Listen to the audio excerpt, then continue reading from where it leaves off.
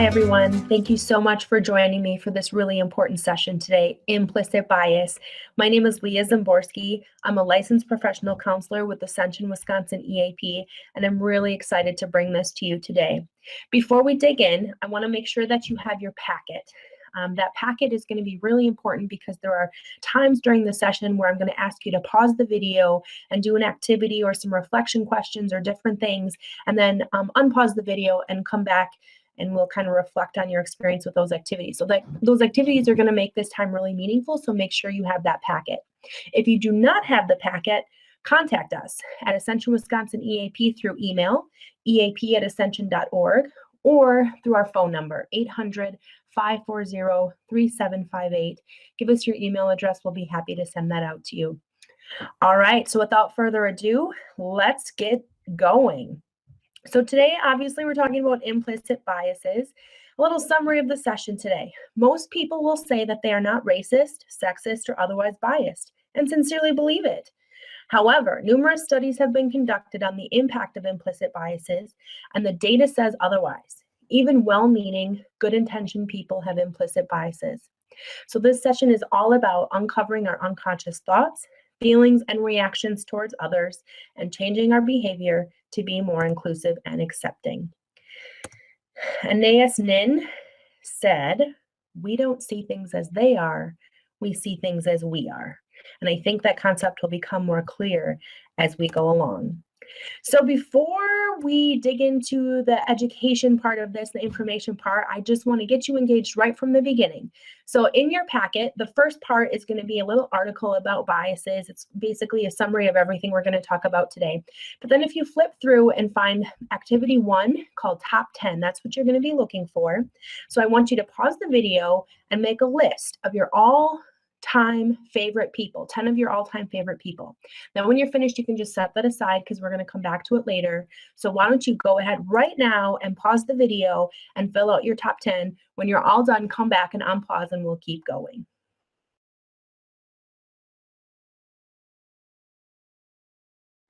Okay, do you have your top 10 done? Great. So now the objectives. We're going to discuss who is biased and how biases are formed. We're going to describe the connection between implicit bias, stereotypes, prejudice, and discrimination. And we're going to discover ways to uncover your biases and how you can be more inclusive. Unpacking bias. So this next activity, I'm going to show you two things. It's called This or That. And when I show you those two things, I want you to call out the one you like best, okay? Even if you're by yourself sitting in your office or your bedroom or something like that, I really want you to participate here. So don't worry if you sound silly. Just call out the one you like best and try to do it as quickly as possible, okay? Don't hesitate. Just call it out. You ready? Here we go. Cat or dog? Got it? Okay. Say it fast. Apple or orange?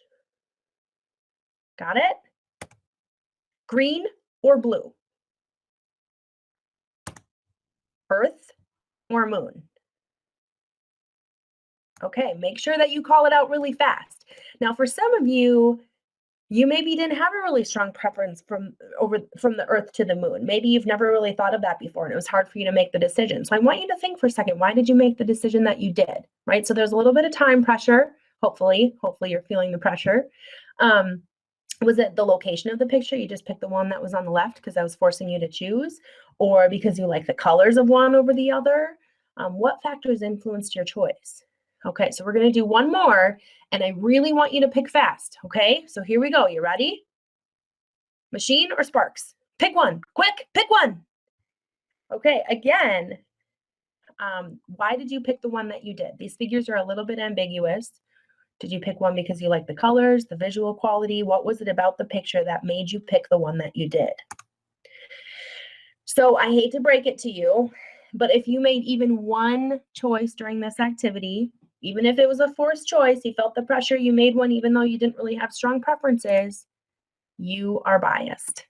Okay, and that should not come as a surprise to you. Some people like to believe that they're not biased, but the reality is that everybody is biased. And as we go through, you're going to realize that that's really true. So now I want you to pause the video again and go to activity 2, the This or That activity. And Answer the questions on that activity, because some of the discoveries that you're going to make about your choices are going to be really important to the conversation as we move along. So go ahead and pause the video, work on activity 2, and when you're done, we'll keep going.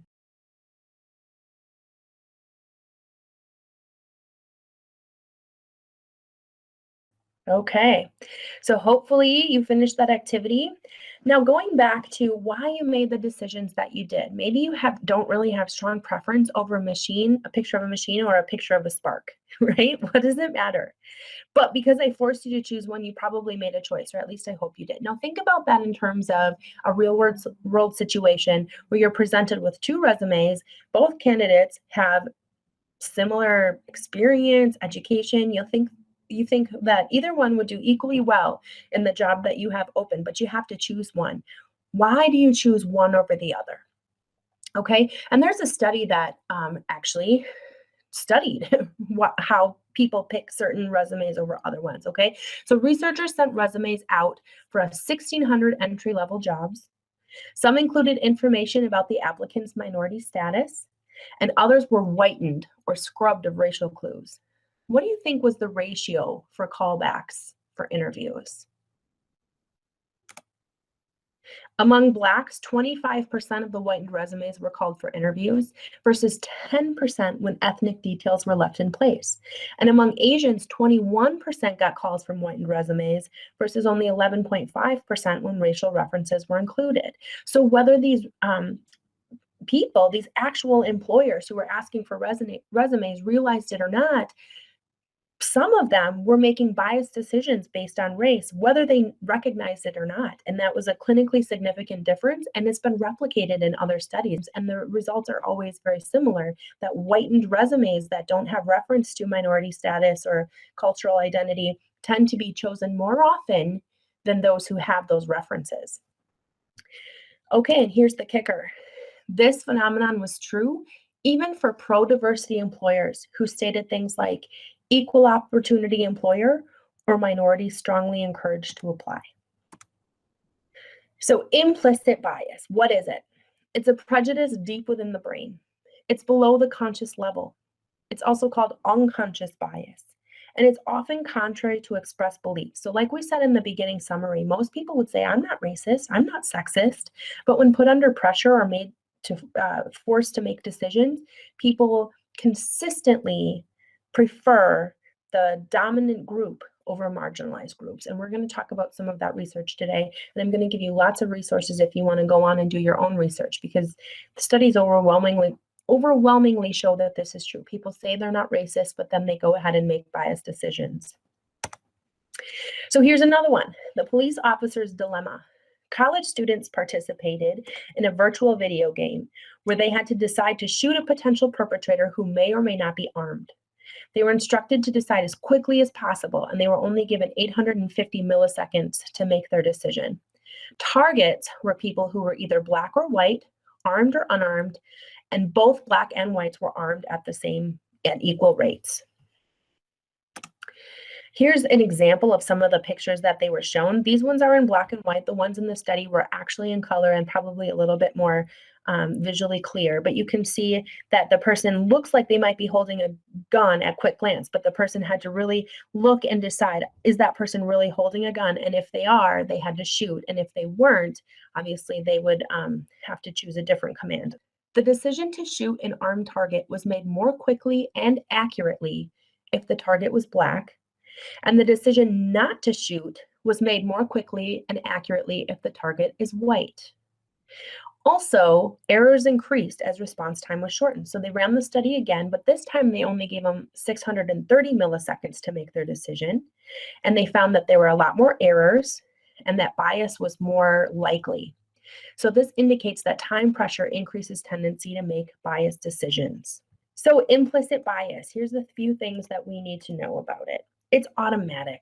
It's activated without intention or control. When you're under time pressure, when you're distracted, when you're whatever, you're more likely to make biased decisions than when you can slow down that reaction time, really think critically, and make a conscious choice. Implicit bias is also pervasive. Everyone possesses them, even those who claim that they don't. Implicit bias has effects on behavior, and research has documented these effects of implicit bias in employment, education, criminal justice, housing, and more. However, it's important to note that implicit bias study results cannot and do not predict whether any individual has or will behave in discriminate ways. So let's say I took the implicit bias test, which we're going to talk about later on, and it demonstrates that I prefer one group of people over the other. But just because that's what my implicit bias is, that doesn't mean that I'm necessarily going to be discriminatory, harassing, or outwardly prejudiced. So we can't assume based on anybody's implicit bias, research or studies that any particular person is going to behave in prejudice or discriminatory ways. But collectively, we know that the vast majority of people, maybe everybody, yes, everybody has biases, and that it is going to impact behavior, as we can see in the studies of employment, education, criminal justice, housing, healthcare, etc. Also, implicit bias is malleable, and that is the good news. Biases and associations can be unlearned and replaced, and we're going to talk about that in the later section of our session today. So next, I want to talk about in-groups and out-groups. So many studies reveal that people tend to have implicit biases toward marginalized groups such as race, gender, LGBTQ, etc. We may be prejudiced against our own group, that's not unheard of, but we tend to favor our in-group with positive stereotypes, and we tend to disfavor out-groups with negative stereotypes. Okay, so here's a little depiction of that, like girls rule, right? So girls would be the in-group, boys would be the out-group, as an example. So now I want you to pause the video again and go back to your top 10 list that you did in activity 1. And I want you to circle the people who are in your family, put a square around the people you work with, put a check by the names of people who are the same gender as you, and put a star by the names of people who are the same color or race as you. So I want you to pause the video right now and go through your top 10 list and make those marks. When you're ready, you can unpause and we will resume.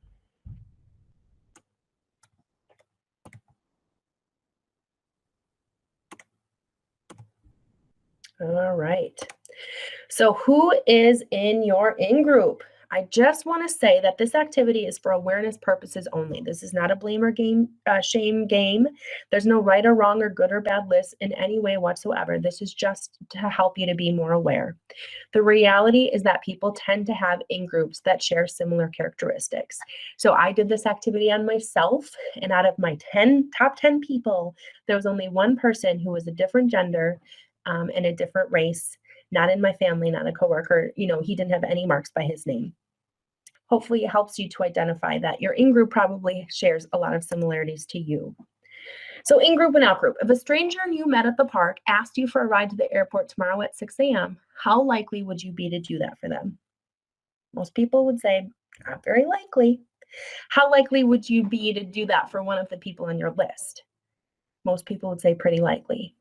If you were at a restaurant with your family, how likely are you to pay for your family's meals? Pretty likely. How likely are you to pay for the meals of other families in the restaurant? Pretty unlikely, right? So that, again, just demonstrates your bias towards your in-group. We all have biases. That's not necessarily a bad thing. It's okay. In fact, if you didn't pay for your family's meals, or you did pay for everybody's meal in the restaurant every time you went out, that would be a little weird, right?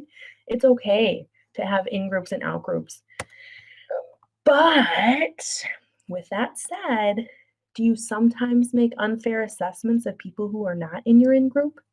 And that's what this is about. And going back to those studies of, the reaction times and the resumes and the differences in education and employment opportunities, et cetera, we know that that is often the case, that we make unfair assumptions about people who aren't in the in-group. So now we're going to talk about stereotypes, prejudice, and discrimination. So stereotypes are oversimplified beliefs about a particular category of people. It often pertains to the group's personality, preferences, tendencies, or abilities, and stereotypes really are thought-based. So example, cops eat donuts. We've all heard that one, right? Asians are good at math. Latino men are machismo. You can probably make a whole list of other ones that you've heard or that are portrayed in society. And then I have the silhouette there. Black men are good at basketball. That's another one. So to be fair, stereotypes are based on some truth. There are some cops that actually do eat donuts, but not all of them. There are some Asians who actually are good at math, but not all of them. Some Latino men actually are machismo, but I want to say in the stereotypical sense, that concept is not fully understood or appreciated. There are some really great things about machismo, which we don't necessarily understand if we're not from that culture. But even so, some Latino men are machismo, but not all of them. So it's important that we don't become rigid in our conceptualization of people. It's important to remember that all people are more alike than they are different, and there are more differences within groups than between them. So here's a little riddle for you. A man and his son are in a terrible accident and are rushed to the hospital in critical care. The doctor looks at the boy and exclaims, "I can't operate on this boy. He's my son. How could this be?" So think for a second. How could that be? Okay, did you come up with an answer? So when we do this in groups, sometimes the answers we get are the parents are in a homosexual relationship, but that's not the answer. Or the man is actually a stepdad, and that is also not the answer. The answer is the doctor is the boy's mother. Okay? So did you assume the doctor was male? And if you did, that means that you have a stereotype. Doctor equals male. Now, a stereotype doesn't necessarily give rise to a feeling, but it can. So if your feeling is, ugh, women shouldn't be doctors, and you have that feeling along with the stereotype, that becomes a prejudice. A prejudice is a feeling toward a person based on their perceived group membership. It's often unfavorable. It's not based on reason or actual experience, and it tends to be emotion-based. Okay, so we have the unconscious thought, which is the implicit bias. We're not even aware of our tendencies. It's deep in our brain, but it does give rise to these conscious thoughts, which are stereotypes, thoughts about certain groups, which then kind of leads to the feeling about that group, the prejudice. We're going to watch a quick video on stereotypes and prejudice just to kind of get a picture of what that actually looks like. So I don't know if you've ever seen Mean Girls, but here we go. Because you got everybody there. You got your freshmen, ROTC guys, preps, JV jocks, Asian nerds, cool Asians, varsity jocks, unfriendly black hotties, girls who eat their feelings, girls who don't eat anything, desperate wannabes, burnouts, sexually active bandites, the greatest people you will ever meet, and the worst. Beware of the plastics. So did you hear stereotypes in that little clip? Of course you did, right? I can't even remember all of them. ROTC guys, preps, JV jocks, Asian nerds, cool Asians, varsity jocks, etc. Right? Those were the thoughts, the generalizations that the narrator had made about each of those groups. But then did you hear any prejudice? And that would be the feeling about those groups. And I didn't really hear a lot of prejudice necessarily as she was describing the stereotypes until she got to the greatest people you will ever meet, which would be the in-group, obviously, right? And then prejudice. The last thing she said, the worst, beware of the plastic. So we can infer that there's some pretty strong feelings there. And if you've seen the movie, you know that that's true. So do you see how stereotypes are thoughts, prejudice is feeling? Which leads to then discrimination, which is unjust or differential treatment of groups of people, especially on the basis of race, age, sex, appearance, disability, etc., those protected classes, and then some. Discrimination is behavior-based or treatment, and research finds this in areas of housing, education, criminal justice, healthcare, workplaces, and basically every arena where people interact with each other. So again, just a visual, you have your implicit bias, which is your unconscious thought. You're not even aware of your tendencies, which leads to stereotypes, which are conscious thoughts about groups of people, which then leads to prejudice, which is your feelings about those groups of people, and which then leads to discrimination, which is the behavior towards those groups of people or specific individuals from those groups, of course. So now that you understand how that's all related, how it all works, what do we do about it? First of all, we need to become aware. And hopefully this session is going to take you a step further in that awareness. There's also something called the Implicit Associations Test, or the IAT, where it's from Harvard University. And if you go to the website, it will have a little disclaimer. And if you agree to it, then you can go in and take a test where you're going to compare two groups of people. And you can choose whatever test you want: Black versus white, fat versus thin, Jewish versus Christian. There's hundreds of them. So you choose the test that you want, and then it's going to have you do some associations. It's going to measure reaction times and errors and things like that. And when you're all done, it'll give you a report of your tendency or your bias. Do you favor Black over white, fat over thin, Jewish over Christian, etc.?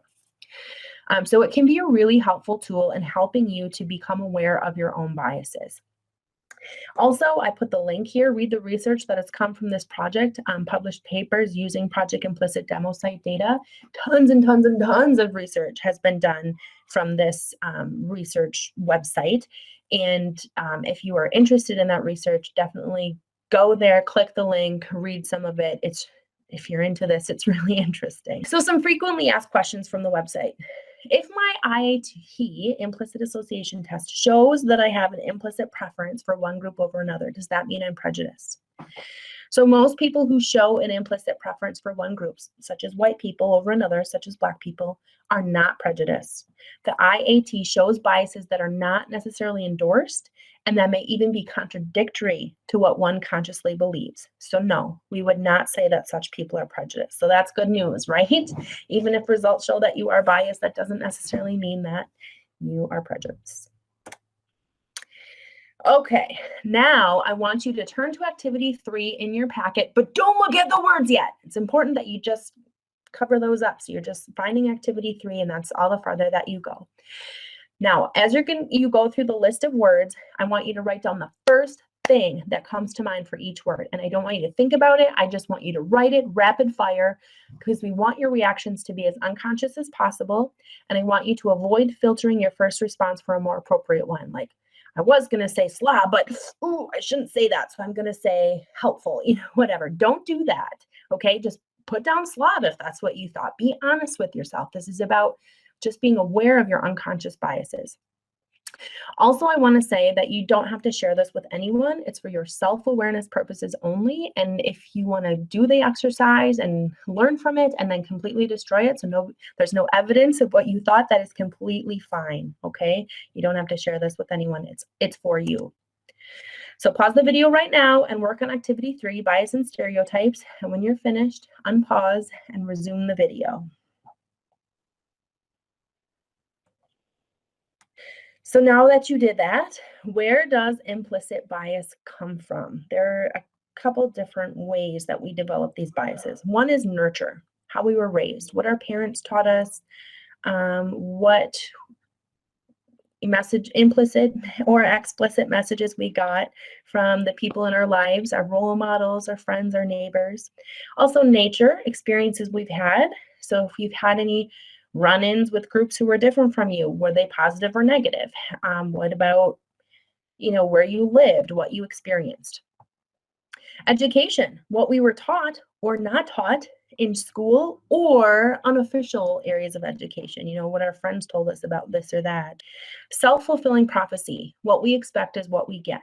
So if I expect that Asians are going to be smart, then there's something called confirmation bias, where every time I see a person from Asia or an Asian, I'm going to be looking for clues that they're smart. And then I'm going to go, see, I knew it all along. So that's confirmation bias, also known as self-fulfilling prophecy. What we expect is what we receive. And then media. And this is one we're going to be focusing on a lot throughout the course of our time together. But the images, the messages, and portrayals that we've repeatedly been exposed to. Okay, so I want you to look back at your activity 3, biases and stereotypes, and did your automatic thoughts reflect influences from any of the above? So I want you to go back, review that, and just kind of take a mental note, like, where did I learn this bias from? Was it an experience with somebody that I knew? Was it a message that I learned? Was it something I learned in school? What was that? So now, implicit associations test, the frequently asked questions, going back to that. Results from this website consistently show that members of stigmatized groups, such as Black people, gay people, older people, etc., tend to have more positive implicit attitudes towards their group than do people who are not in the group, the in-group versus out-group, right? But that there is still a moderate preference for the more socially valued group. Is that interesting? So gay people tend to show an implicit preference for straight people relative to gay people, but it is not as strong as the implicit preference shown by straight people. We think that this is because stigmatized group members develop negative associations about their group from their cultural environments, but also have some positive associations because of their own group membership and that of close others. Okay, so kind of let that sink in for a second. People are learning from the dominant group that the dominant group is better, and that tendency, that preference is showing up on this implicit bias test, that even though I'm a woman, I might have a preference towards men. Or if a person is Black, they might have a preference towards white if that's the dominant group. Okay, that's interesting. Now I want to show you a video that kind of shows that, that idea. Black and white now. Now that we have an African-American family in the White House, we decided to look back at some landmark experiments, including one from decades ago in which small children were given 2 dolls, the only difference the color of their skin, and asked questions to see if they had absorbed unconsciously absorbed the prejudice around them. Which is the pretty doll? This one. Why is it the pretty doll? Because it looks sort of like creamish colors. Just by looking at them, I think both of them look pretty.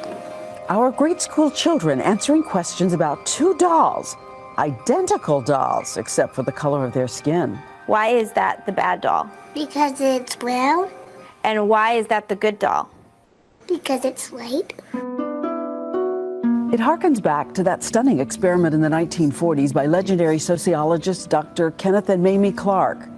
They asked African-American children about 2 dolls, one black, one white, and shocked the world when 63% of these black children said they'd rather play with the white doll, adding the white doll was nicer. And in the most poignant answer of all, nearly half of these African-American children said the white doll looked most like them.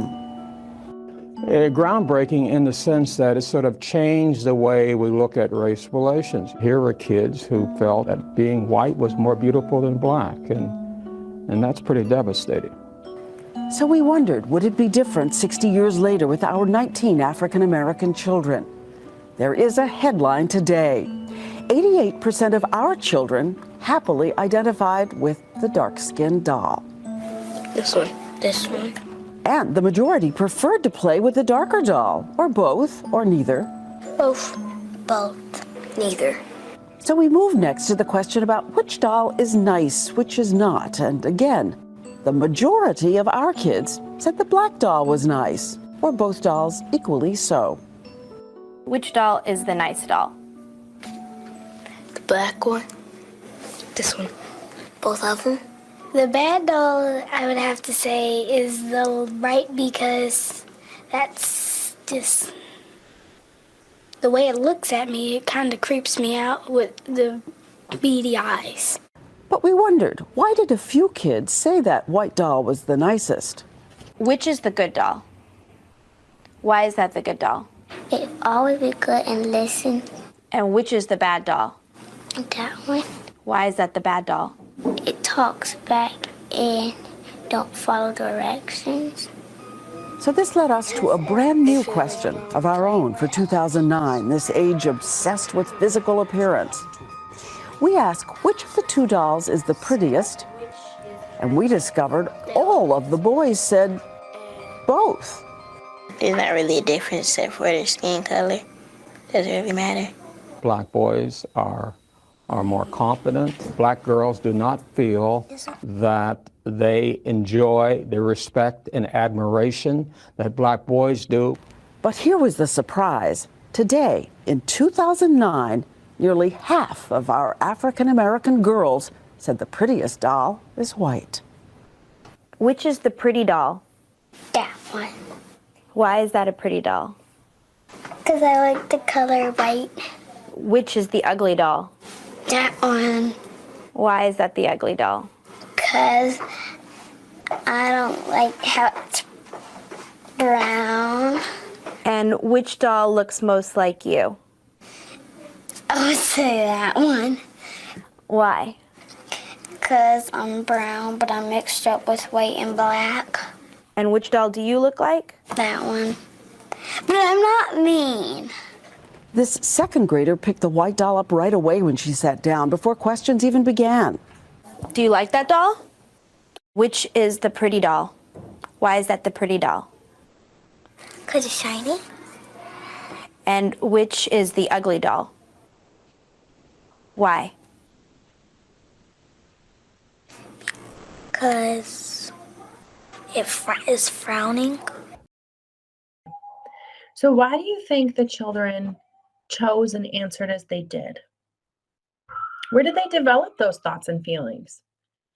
So if you're watching this with the group, now is a great time to pause the video and kind of discuss your reactions, your thoughts, your feelings about it with the group, or even just take some time and ponder it on your own. But the bottom line is most people would assume that these children have been mostly taught these things by what they've seen, heard, and experienced from the dominant culture, as it is unlikely that they intrinsically believe that the doll that looks most like them is ugly or bad. So changing implicit preferences. Admittedly, research doesn't give us any strong avenues on how to do this, so we're still figuring that out. More work is needed in this area, but there are a few things that we do know. Don't give implicit biases the chance to operate. So when at all possible, make decisions based on characteristics that have nothing to do with age, race, gender, anything that a person would tend to be biased towards. So a lot of HRs and hiring companies are doing this by taking names and things off of resumes so that they can make more objective choices about the facts of the situation rather than characteristics of the person. So I don't know if there are opportunities to do that in education or criminal justice, right? There's sometimes you can't. When you're working directly with people, you can't, scrub some of that stuff out. But that is one way to do it. Don't give implicit biases the chance to operate. Second, slow down reaction times. Think critically about what decision you're making and why. And remember that those fast reaction times tend to give rise to more bias. So slow things down and make a good choice. And then compensate for your implicit preferences. If you have an implicit preference for young people, spend more time with the elderly. If your whole life has been dominant white culture and you haven't had much experience with people of other colors or races, be intentional about spending more time with people who are different than you. Open up your horizons, open up your perspectives. Give yourself a chance to experience something other than what you already know. Consider what gets into your mind in the first place. Be intentional about noticing stereotypes in the media and in society. Do not passively consume these implicit messages. Be critically aware. The most basic form of mind control is repetition. So when we see the same portrayals of colored people as thugs, as colored people as thugs, as colored people as thugs, you might be a little bit leery about interacting with a Black person that you don't know because that implicit bias is there that colored people are thugs. Break that connection. When you see people portrayed that way, say, wait a minute, that's not right. And rehearse the counterexamples, stereotypes that you're receiving. Think critically about them. Don't just passively accept them. Don't let that repetition brainwash you into believing things. Choose entertainment and media that promotes diversity and depicts minority groups in positive ways. And I'm going to give you some examples of that in the coming activities. And ultimately, be wise, be kind, be compassionate. That's really what it comes down to. All right, so now I want you to pause the video right now and work on activity 4 in your packet, media messages. So media messages, you're going to have to click on a link and actually watch a video and then write down your reactions to that video based on the stereotypes that you saw and kind of, again, think critically about what you're seeing. So go ahead, get to your packet, go to activity 4, work on that, and when you're all done, unpause and we'll continue. So were you surprised by anything you saw or noticed in the video that you watched? Maybe you watched a few of them. Have you paid attention to stereotypes in media before? And do you think you will a little bit more from now on? I can tell you that since I've been doing research for this implicit bias project, I am a lot more aware of the messages that I am being shown. This has really opened up a whole new way of thinking for me. So I hope that it's doing the same for you. So I want you to pause again and work on activity 5, which is countering bias. So again, you're going to have to click a link, watch one of the videos, which is hopefully going to break some stereotypes, and then write your reactions to that after you watch the video. So pause right now, work on that, and then unpause and we'll continue. So we've come to the basic conclusion of our journey today. I just want to summarize what we've discussed. We've discussed biases, what bias is, who is biased, everyone, right? I hope you know that by now. And how biases are formed: nature, nurture, experience, education, self-fulfilling prophecy, what we consume, the messages in media, culture, everywhere, society. We described the connection between implicit bias, stereotype, prejudice, and discrimination. And it doesn't always mean that if you have an implicit bias, you're going to end up discriminatory. I mean, that's not a one-to-one correlation, but it certainly can, and research shows that it does lead to that, right? So you have the unconscious thought or the implicit bias, which leads to the conscious thought or the stereotype, which leads to the feeling or the prejudice, and then the discrimination, which is behavior. We also discovered ways to uncover biases and be more inclusive, and basically be aware. That's so important. Just be aware. Step 1, most important. And then think critically, slow down your reaction times, think it through. What are your values? What judgments are you making? What do you need to do to make a good choice? And then seek out opportunities to challenge your biases and assumptions. Ascension Wisconsin EAP is here for you. We are a group of licensed counselors, and we offer free and confidential counseling to Ascension Wisconsin associates, as well as other companies that we serve, including the employees of those companies, as well as their immediate family members, so household members, spouse, dependent children. It's free, it's confidential. So if you think, maybe I want to learn more about this implicit bias stuff, or I have a counseling question that's completely unrelated, or maybe I just need support for something going on in my life, please give us a call, shoot us an email, visit our website. There are tons of resources there, a link to our YouTube channel, workbooks, resource pages, so much. So check it out. Thank you so much for joining me today. I'm really blessed that you took the time to listen to this and learn from it. And I hope that it changes your perspective on things. And please let us know if there's anything we can do today. Take good care.